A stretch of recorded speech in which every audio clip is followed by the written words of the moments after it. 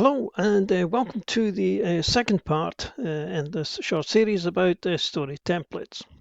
Now in the last video we were concentrating on single column tables, and in this one we're going to be looking at how story templates interact with multi-column tables. So if we have a look at a multi-column table, let's just bring this one up here, description. We can see that we've got two columns, one for color and one for an item. Now, if we make a roll on this table here, just normally, then what Fantasy Grounds does is it returns the results from the both columns or all the columns for the row that we rolled. So we rolled a 4 here, so it's returned blue and hat. Now this is all very well as long as we want a blue hat, but if we wanted a red cape or a white coat, then we would need to be able to roll separately on each of the columns and return a result from those columns. And we can do that within a story template.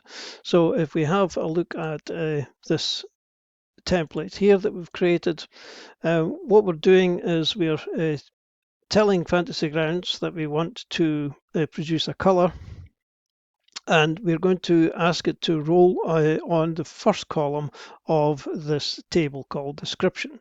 And we do this by introducing a pipe character followed by a number, which is the column that we want to roll on. So this statement here is saying roll on the description table, but only return the result from column 1 on that table. So this is column 1. And then we're doing exactly the same thing for the item, but we're telling it to roll on the table called description, but this time we want it to return a result only from column 2. Now, in order to output this information into a sentence, we need to change the angle brackets to a hash, and we need to just add in the description from the column that we wanted to produce the result from. So again, this has to be the same as what we've got up here, otherwise it's not going to find it, or it's going to give us a different result. So we've got our hashes here, beginning and ending this description too. So when we generate this template, we can see that the man is wearing a black coat. So it's taken the black from the first column, we've rolled a 2, and then the coat from the second column, we've rolled a 1. So this is the basic principles behind rolling on single or multi-column tables, is we need to use hashes to recall the information, and if we want to roll on a particular table, then we need to use the pipe character and tell the template what exact column we want to roll on.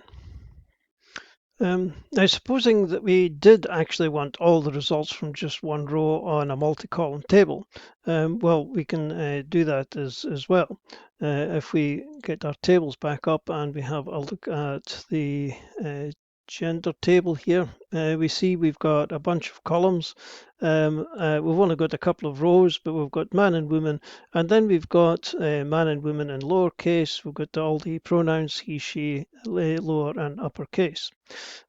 So this might be useful if we wanted a sentence which is going to use man, woman, he, him, whatever, a lot of times in a particular sentence. So we might want to get all the results from this, and we want it consistent. We don't want to be rolling on any particular column here.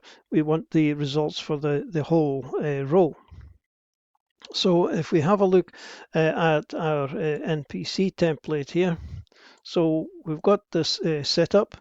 Is going to roll on the gender table, and because we haven't specified a column up here, is going to give us the output for the whole of the row that we roll, or the result. We can then use our hashes and the pipe symbol with the letter to designate what particular column we want this information to be presented in, and then we can use that in a sentence. So if we just generate this here, and you can see that what we've done is we've rolled man, so this is the results for all of that, which is exactly the same as here. And then we can see the result for each of the columns. We can recall that information for each of the separate columns, which is just basically taking it from here. It's stored from here, and then it's just recalling that information. And then we can use this in a sentence. And if we appropriately put in the correct column, then we will get, his hair and his clothing are in the correct case, and he is coming in with the correct case. Now, there's another way to do this, which we'll touch on later, but this is demonstrating the principle that you can get all the information from a particular row, all the columns in a row, and then you can use that within a template to create a different story entry, so that it can give you consistency in your sentences when you're creating your story. Now, just as an aside here, we don't actually need to put this into the template if we don't want to, or into the story if we don't want to. If we want to suppress this particular part, we can just put a query before the gender, and now when we generate this, it won't give us the results. It still makes the role is still there, and it's all still hidden away. It's just not showing us on the template. So in many instances you can suppress this particular result. You don't need to display that in your final story, and just do that by adding a query icon before the table name. Okay, so another interesting feature of story templates is that we can actually give things a custom name based on a table role. So if we have a look at the custom naming template here, we can see that we're going to be rolling on a table called color. So we should probably find that table as well. And this is just really a list of colors. So we make a roll on the table in a normal way, and that'll give us a result from here. But down here, we're going to customize some names. And what we're going to do is we're going to tell the template to roll on the table called color and store that in a variable called dress. And then we're going to do the same for jacket and the same for hair. Now you'll notice that we surrounded the table name this time with colons. So we've still got everything in square brackets, but then we also need to have the colons around the table. So as I say, we're going to call this table. We're going to add that into dress, and then we can recall this variable in a sentence by just using our angle brackets again. So this is going to give us a color for the women's hair and for the dress and for the jacket using these variables. And obviously, once you have customized the name like this, then you can use this in multiple different sentences in multiple different ways. So let's just generate this template. So the roll on the table is a nothing here. We don't really even need to roll on the table. We're just doing that for illustrative purposes, but we've got a result of black. You could still use that for something else. It would just be angle brackets with color. But here we can see that this has given us brown hair for the woman. She's got a red dress and a blue jacket, and that's all come in through the sentence using the variables that we have defined up here.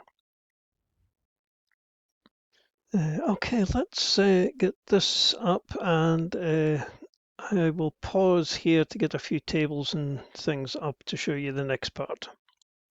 Okay, we've got a lot of resources needed to make this one work, but this is where the real power of some of the features of story templates can come into play. So what we're going to do here is we're going to do something called internal rolling. And effectively what that means is that we're going to use the template, or we're going to use information which we generate from tables to actually create a template name, and then roll on that template name and store the result that we get from that in a variable. So this fairly complicated looking thing up here is telling us make a roll on race, and we only want the result from column 1. So we either want elf or dwarf up here. Then we're asking it to roll on the gender 2 table. So we're going to get male or female. And then we want to append the name to that. So if we roll elf male, then we'll get elf male name. And that will then roll on this table here called elf male name.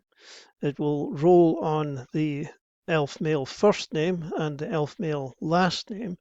Then it will return that result, and it'll add it into this variable here called a bartender. So that all sounds fairly complicated, but it isn't really. So we notice here that we've got to have our brackets open, and then we've got to have some colons here before the race and the gender. Then we need to get the name, and we're going to end that with another colon. And that tells the template that this whole thing, race, gender, name, is a template, or is a story, for goodness sake, is a table that we need to roll on. So this is what this fairly complicated string is doing, is it's basically creating a table name, and then it's going to roll on that table. So this will maybe be a little bit clearer once we generate the template. So what we got here was, this is the result of this first thing here, is we've got the bartender is called Neldor Weena, and this is it's rolled on the male elf table, and it's produced this name from the first name here and the last name here. So it's produced all of that. We've got the bartender's full name, and we can also, as you can see here, we can recall the bartender's first name if we want to, and the last name if we want to, just by using our hash and telling it which column we want the information to come from. And we can also recall the race, as we normally would with just angle brackets, and we can also call the gender that we rolled, again just using angle brackets. So by using this method of internal rolling, we can set up a bunch of things that we could roll or create tables, or create table names, and then roll on those table names from within the actual template itself. Okay, let's look at something which is fairly similar, called internal referencing. And this is essentially where we make a roll on a table, and then we use the information within that roll to create a roll, or make a roll on another table.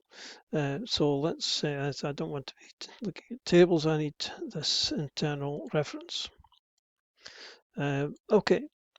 So in this template here, we're saying along the road you see a race.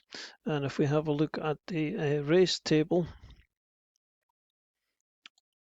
we can see it's a multi-column table. So we're only wanting the result from the first column.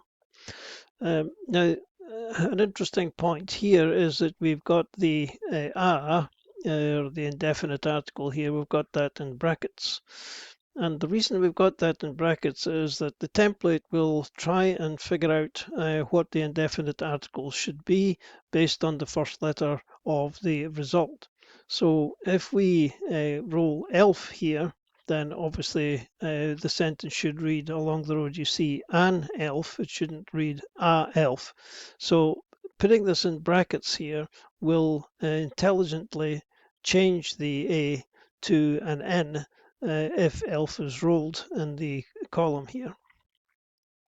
Now the second sentence here, it says he stops and introduces himself as, and so we're taking the result that we're going to get from this sentence here. We're enclosing this all in square brackets, and we're recalling the race that we got from this result here. That's creating a name. It'll either be elf name or dwarf name, and that means that we will then call a table such as this one here, which will be dwarf name in this case, and this in turn calls two more tables to create a first and last name for this particular character. So if we generate this, and nicely we got an elf, so you can see that it changed the indefinite article here to an, which is making the sentence much more sensible. And then he stops and introduces himself and gives his full name. And the full name has been generated by using the elf and the name and rolled on the elf name table, which we've got here. It does the same thing as the dwarf name table. It rolls on a first and second name. I think we've got he, but these are female names. These are just tables I threw together, so forgive me for that. Anyway, this is internal referencing, and it's another tool that you can use to create all sorts of intricate things for your story entries. Okay, and there's still a few more things that I would like to cover, so I'm going to end this video here and we'll finish things off in the next one. So thanks for watching. Cheers for now.